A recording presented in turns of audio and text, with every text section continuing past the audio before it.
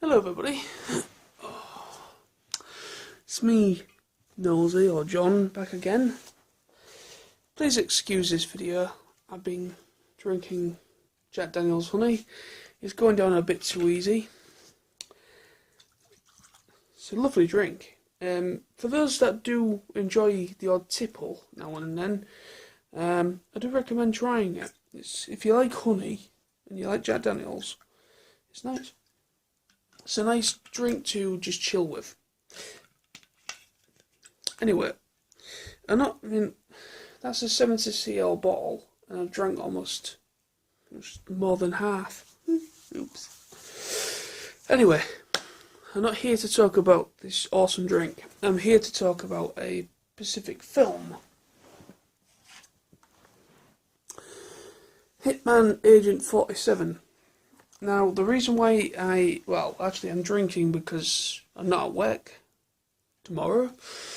And obviously I wanted to just have a chilled night in with a couple of drinks. But I just watched this. I've literally just finished watching it. But I felt compelled to make a bit of a thoughts on it. Now, this video is probably not going to get viewed much, because, well, whenever I do a review on a film, it doesn't seem to generate as many views as my other videos I do. But I'm one of these people. I like to try and review anything. I don't just review toys or figures or Transformers. I like to try and be a bit more bolder and try and experiment in different fields. So, that's just me. But anyway, so this Hitman Agent 47. Now I'm just going to say what it says on the back, if I can read straight. After this. Yeah, a few people will be like, oh, that looks real weak, that's like fucking like a urine sample. Does it matter?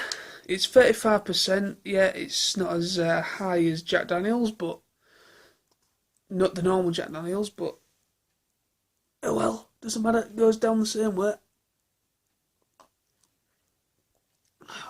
Right then. Right, it says here, action-packed and stylish. Okay. If you say so. Right, Rupert Friend stars, that's the guy who plays the main character. Apparently, main character, I say that in exclamations.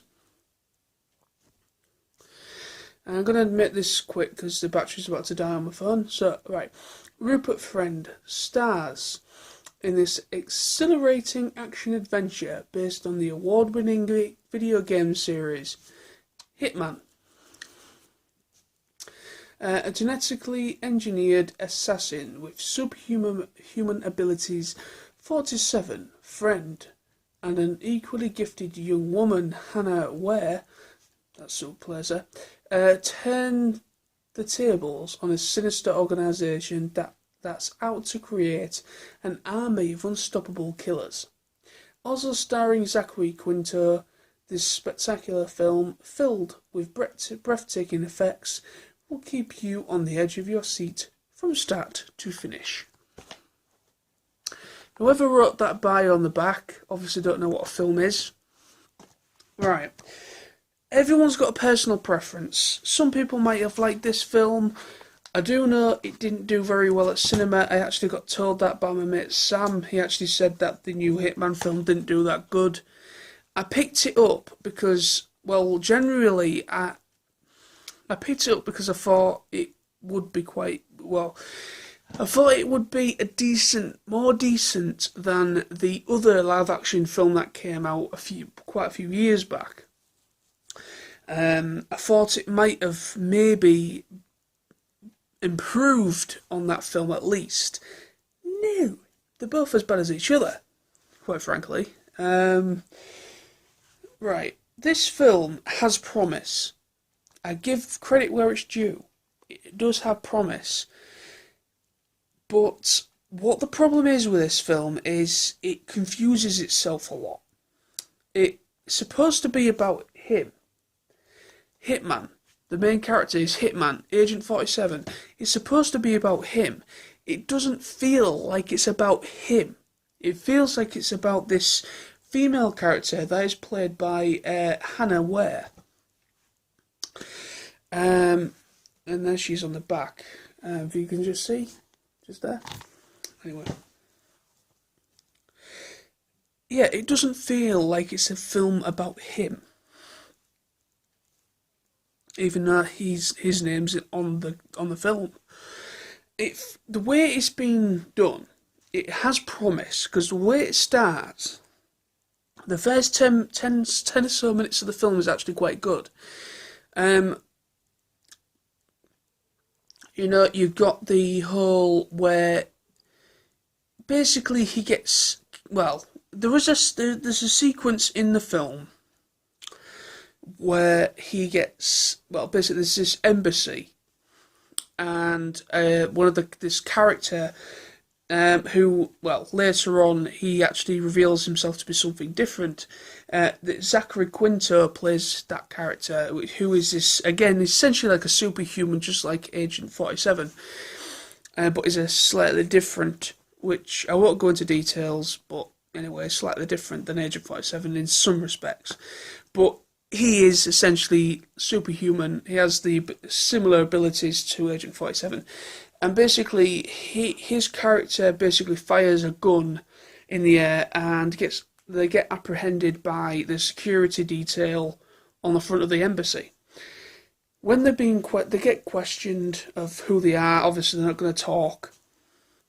Which is obviously the female character is with that new character that Zachary Quinto plays. So they both get apprehended, and so on and so forth, and they get questioned. Agent 47, Hitman, he just waltzes in. He ends up being apprehended, but he does it purposely. Obviously, you know, he doesn't just get apprehended for no reason. Obviously, he's on a mission. He's after somebody.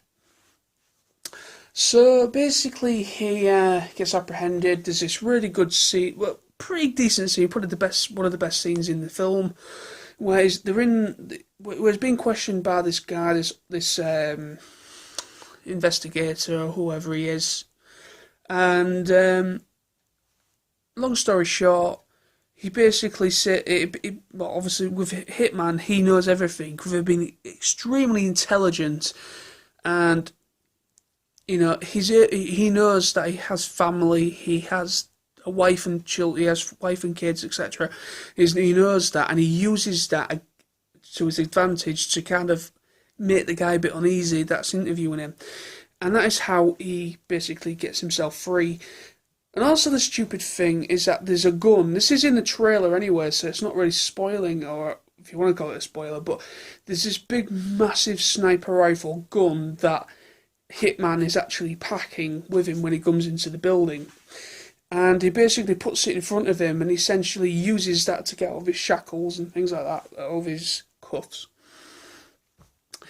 So yeah, but that scene's pretty good. That kind of shows the definition of Agent 47. Hitman, he is extremely clever at getting out situations. But the other thing, again in the same building, he uses what he does in the film. He uses camouflage, which is, if you've ever played a Hitman game, basically you can take out somebody and you can change into their clothes to blend into your environment. He does that in this film. He does it twice in this specific scene. He basically takes the uniform of someone in high command, like a military command, and he walks right past the squadron, but one guy kind of thinks he's a bit amiss. He takes him out and then takes his uniform and walks out the building like nothing happened. That was clever, because that kind of does represent who Agent 47 is. The only problem is with this film, well, actually, the main problems with this film is, I think the guy who plays Agent 47, on the front, he looks alright. He looks like a decent character on the cover. So obviously, they do use a lot of, they kind of when they make the front covers, they kind of use a lot of Photoshop, etc., kind of like effects studios and things. But yeah, it's kind of like it's it's just not good enough to be. For one, he's a bit too thin.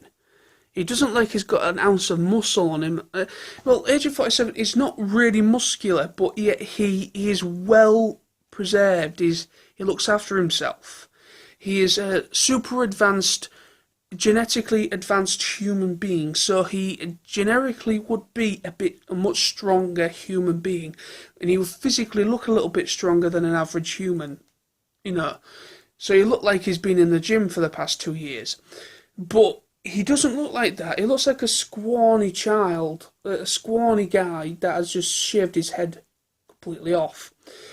I think the actor doesn't really play him well. I think, well, it's an action film, so the acting isn't going to be good anyway, but the acting wasn't brilliant. It was actually quite terrible. There was actually some really good talent in this film, but I thought it was very bland. And also, what kind of annoyed me with this film is the way it was shot. The director was trying to, I think he was trying to emulate the feeling of what the game gave you. Like, there was, like, in the car chases, the stunt scenes, they used way too much over CGI. They put too much CG in areas that it didn't need it. There was actual CGI during stunt scenes, like hand-to-hand fight scenes between Agent 47 and Zachary, what's his name, Zachary Quinto's character. They basically kind of like, there was literally CGI in there. And like, literally, you do not need CGI in areas where you can easily represent it in a very real fashion. Between two people that are probably stuntmen, you don't need CGI. It relied heavily on CGI in areas that it didn't need it. That put me off. And the way it was shot, like I said, it was kind of shot in a very hyperactive way. It kind of like, it was very fast flowing. And it kind of confused me. Because the pace it was going, I was trying to keep up with what was happening. It went a bit too quickly for my fashion. That was before I even started drinking, so you can't blame it on that. So making that clear. But yeah, it's quite terrible, really. It's a shame, because, again, you can't go by trailers, but I went by the trailer. The trailer, it kind of made this look like a very decent representation. But seeing the film as a whole, I'm actually a bit let down by it, because I want to see a decent live-action Hitman film, and they've not yet been able to do so. The original, the first live-action film that came out, it's not that bad. It's just mainly the guy that plays Hitman doesn't suit the character. That is the main criticism.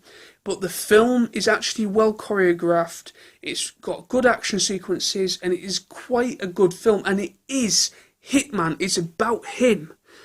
So it does represent the character a bit better than this thing.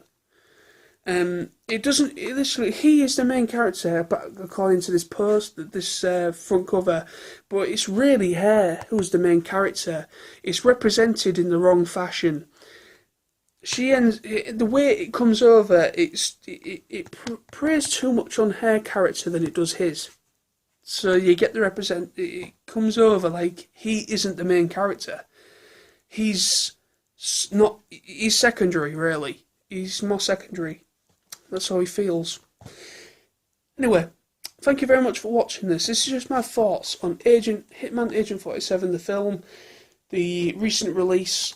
I don't know what people are going to take from this. Again, it is personal preference.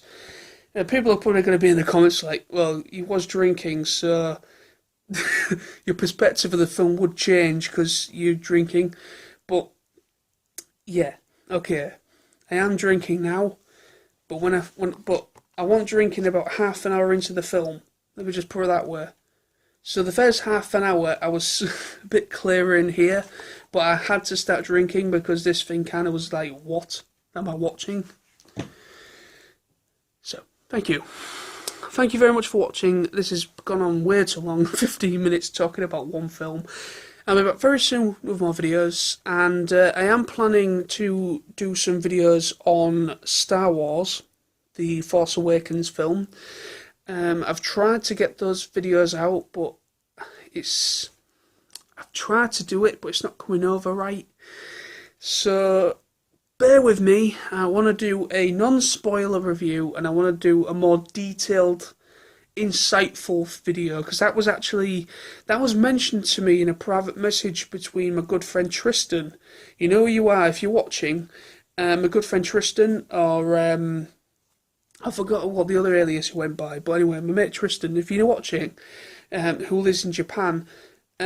Basically, he kind of was. I was in a pretty long conversation with him on Facebook PM private messenger, and he basically said he wanted to see a more insightful video about it, kind of the very inner workings and kind of like construct what happens in episode 8, etc., and episode 9.